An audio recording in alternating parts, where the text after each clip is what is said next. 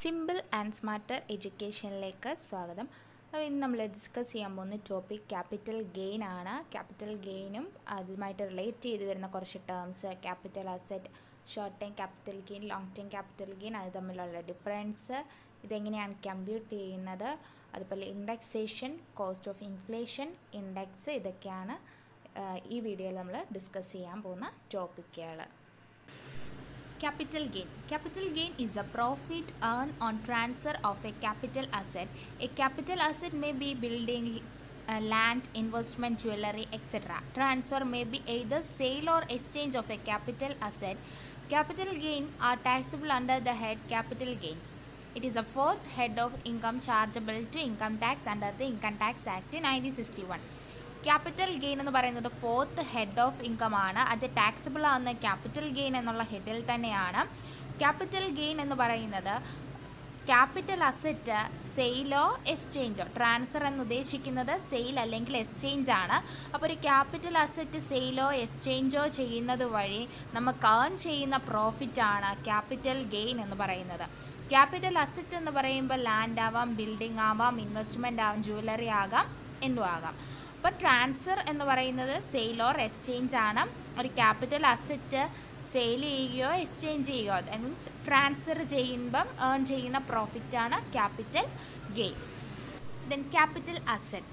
Capital asset means property of any kind held by an assessee. The asset may be tangible or intangible, movable or immovable. Examples are land and buildings, urban agricultural land, plant and machinery, vehicle, shares, gold, silver, goodwill, patent, etc. Capital asset എന്ന് പറയുന്നത് means property of any kind held by an assessee. Assessee held ചെയ്യുന്ന ഏതൊരു പ്രോപ്പർട്ടിയും എന്താണ്, capital asset ആണ്. Asset tangible ah, intangible or movable or immovable ആകാം. Example പറയുകയാണെങ്കിൽ land and building, plant and machinery, investment, shares, gold, etcetera. Types of capital asset. രണ്ട് type capital അസറ്റുകളാണുള്ളത്: short time capital asset and long time capital asset. Short time capital asset, asset which held by an assessee not more than 36 months is known as short term capital asset. Short time capital asset എന്ന് പറയുമ്പോൾ assessee ഒരു asset held ചെയ്യുന്നത് 36 മന്തിൽ കൂടിയിട്ടില്ലെങ്കിൽ അത് short time capital അസറ്റാണ്. Then short time capital gain എന്നാണ് നോക്കാം, or loss. The gain arising on the transfer of short-term capital asset is known as short-term capital gain. Not more than 36 months. Assessee 36 മന്തിൽ കൂടുതൽ ഒരു asset held ചെയ്തിട്ടില്ലെങ്കിൽ short time capital asset. ആ short time capital asset വഴി നമ്മൾ earn ചെയ്യുന്ന profit, അതായത് short time capital asset സെയിലോ എക്സ്ചേഞ്ചോ നടത്തുന്നത് വഴി നമ്മൾക്ക് കിട്ടുന്ന profit short time capital gain. Then ലോസും ഉണ്ടാവാം. ലോസ് ആണെങ്കിൽ short time capital loss. Next long time capital gain or long time capital loss എന്താണെന്ന് നോക്കാം. Assets which held by an assessee more than 36 months is known as long time capital asset. Assessee ഒരു asset 36 മന്തിൽ കൂടുതലും held ചെയ്യുന്നുണ്ടെങ്കിൽ that is long time capital asset. അല്ലേ, 36 മാസത്തിൽ കൂടുതലായി 2 വർഷത്തിന് മുകളിലായിട്ട് അസസി ഒരു അസറ്റ് ഹെൽഡ് ചെയ്യുന്നുണ്ടെങ്കിൽ ആ ലോങ് ടൈം ക്യാപിറ്റൽ അസറ്റാണ്. Then long term capital gain or loss എന്ന് പറയുമ്പോൾ the gain arising on the transfer of long term capital asset is known as long term capital gain. Long term capital asset transfer ചെയ്യുക എന്ന് പറയുമ്പോൾ sale or exchange ആണ് ഉദ്ദേശിക്കുന്നത്. Transfer ചെയ്യുന്നത് വഴി നമുക്ക് പ്രോഫിറ്റ് അല്ലെങ്കിൽ ഗെയിൻ ആണ് അറൈസ് ചെയ്യുന്നതെങ്കിൽ long time capital gain. Loss ആണെങ്കിൽ ലോങ് ടൈം ക്യാപിറ്റൽ ലോസ് ആണ്. Next calculation of short time capital gain. Short time capital gain നമുക്ക് എങ്ങനെ കാൽക്കുലേറ്റ് ചെയ്യാം? അപ്പോൾ നമുക്ക് സെയിൽ കൺസിഡറേഷൻ നമുക്ക് ക്വസ്റ്റിനിൽ തരും. സെയിൽ കൺസിഡറേഷനിൽ നിന്നും selling expenses, that means brokerage, commission, അങ്ങനെ എന്തെങ്കിലും എക്സ്പെൻസസുകൾ തന്നിട്ടുണ്ടെങ്കിൽ ലെസ് ചെയ്തിട്ടുള്ള നെറ്റ് സെയിൽ കൺസിഡറേഷൻ എടുക്കുക.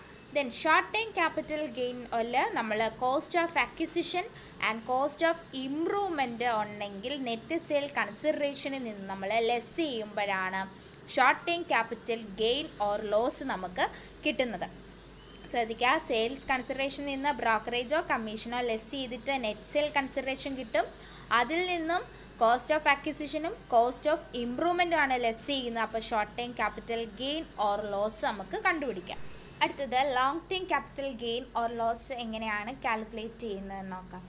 സെയിൽ കൺസിഡറേഷനിൽ നിന്നും ബ്രോക്കറേജ് ഓർ കമ്മീഷൻ ആണെങ്കിൽ ലെസ് ചെയ്തിട്ട് നെറ്റ് സെയിൽ കൺസിഡറേഷൻ എടുക്കണം. നെറ്റ് സെയിൽ കൺസിഡറേഷനിൽ നിന്നും indexed cost of acquisition, indexed cost of improvement less ചെയ്യുമ്പോഴാണ് long time capital gain or long time capital loss കിട്ടുന്നത്. ഷോർട്ട് ടൈം ക്യാപിറ്റൽ ഗെയിനിൽ നമ്മൾ വെറും കോസ്റ്റ് ഓഫ് അക്വിസിഷനും കോസ്റ്റ് ഓഫ് ഇംപ്രൂവ്മെൻറ്റും ആണ് ലെസ് ചെയ്തതെങ്കിൽ ലോങ് ടൈം ക്യാപിറ്റൽ ഗെയിനിൽ ഇൻഡെക്സേഷൻ ഫെസിലിറ്റി ആപ്ലിക്കബിൾ ആണ്. അതുകൊണ്ട് ഇൻഡെക്സ്ഡ് കോസ്റ്റ് ഓഫ് അക്വിസിഷനും ഇൻഡെക്സ്ഡ് കോസ്റ്റ് ഓഫ് ഇംപ്രൂവ്മെൻറ്റും ആണ് ലെസ് ചെയ്യുന്നത്. അത് മെയിനായിട്ട് ശ്രദ്ധിക്കേണ്ട ഒരു പോയിൻ്റാണ്. ലോങ് ടൈം ക്യാപിറ്റൽ ഗെയിനിൽ മാത്രമേ ഇൻഡെക്സേഷൻ ഫെസിലിറ്റി ഉള്ളൂ. അതുകൊണ്ടാണ് ഇൻഡെക്സ്ഡ് കോസ്റ്റ് ഓഫ് അക്വിസിഷനും ഇൻഡെക്സ്ഡ് കോസ്റ്റ് ഓഫ് ഇംപ്രൂവ്മെൻറ്റ് എന്ന് നമ്മൾ ലെസ് ചെയ്തിട്ട് long time capital gain or loss കണ്ടുപിടിക്കുക. ഇനി എങ്ങനെയാണ് ഇൻഡെക്സ്ഡ് കോസ്റ്റ് ഓഫ് അക്വിസിഷൻ കണ്ടുപിടിക്കുന്നത് നോക്കാം. Cost of acquisition into CII of the year of sale divided by CII of the year of acquisition കൊണ്ട് divide ചെയ്യുക. കോസ്റ്റ് ഓഫ് അക്വിസിഷൻ നമുക്ക് ക്വസ്റ്റനിൽ തരും. നമ്മൾ പർച്ചേസ് ചെയ്യുന്ന എമൗണ്ട് എത്രയാണോ that is cost of acquisition into CII of the year of sale. CII എന്ന് പറയുന്നത് കോസ്റ്റ് ഓഫ് ഇൻഫ്ലേഷൻ ഇൻഡെക്സ് ആണ്. അത് നമുക്കൊരു ടേബിൾ നമ്മുടെ ടെസ്റ്റിൽ തന്നെ തന്നിട്ടുണ്ട്. ഓരോ ഇയറിലും എത്രയാണ് കോസ്റ്റ് ഓഫ് ഇൻഫ്ലേഷൻ ഇൻഡെക്സ് വരുന്നത്. നമ്മൾ സെയിൽ നടന്ന ഏത് ഇയർ ആണോ ആ ഇയറിലെ കോസ്റ്റ് ഓഫ് ഇൻഫ്ലേഷൻ ഇൻഡെക്സ് എടുക്കുക. അതിനെ നമ്മൾ ഈ അക്വിസിഷൻ ചെയ്ത ഇയറിലെ കോസ്റ്റ് ഓഫ് ഇൻഫ്ലേഷൻ ഇൻഡെക്സ് കൊണ്ട് ഡിവൈഡ് ചെയ്യുക. അപ്പോൾ ഇൻഡെക്സ്ഡ് കോസ്റ്റ് ഓഫ് അക്വിസിഷൻ കിട്ടി. ഇൻഡെക്സ്ഡ് കോസ്റ്റ് ഓഫ് ഇംപ്രൂവ്മെൻറ്റ് എന്ന് പറയുമ്പോൾ cost of improvement into CII of the year of sale divided by CII of the year of improvement. Cost of improvement എന്ന് പറയുന്നത് നമുക്ക് ക്വസ്റ്റ്യനിൽ പ്രത്യേകം എടുത്ത് തരും. അതുണ്ടെങ്കിൽ അതിനെ ഇൻറ്റു ആ സെയിൽ നടന്ന ഇയറിലെ കോസ്റ്റ് ഓഫ് ഇൻഫ്ലേഷൻ ഇൻഡെക്സ് എത്രയാണോ അതിനെ ഡിവൈഡഡ് ബൈ ഇംപ്രൂവ്മെൻറ്റ് നടന്നത് ഏത് ഇയർ ആണോ ആ ഇയറിലെ കോസ്റ്റ് ഓഫ് ഇൻഫ്ലേഷൻ ഇൻഡെക്സ് കൊണ്ട് ഡിവൈഡ് ചെയ്യുമ്പോൾ ഇൻഡെക്സ്ഡ് കോസ്റ്റ് ഓഫ് ഇംപ്രൂവ്മെൻറ്റ് നമുക്ക് കിട്ടും. അപ്പം കോസ്റ്റ് ഓഫ് ഇൻഫ്ലേഷൻ ഇൻഡെക്സ് എന്ന് പറയുന്നത് is a index notified by the central government.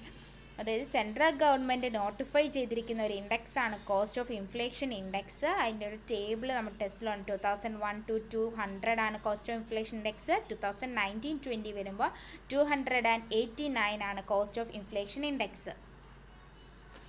Next long time capital ഗെയിനും ഷോർട്ട് ടൈം ക്യാപിറ്റൽ ഗെയിനും തമ്മിലുള്ള ഡിഫറൻസ് ആണ് നോക്കുന്നത്. First point period of holding.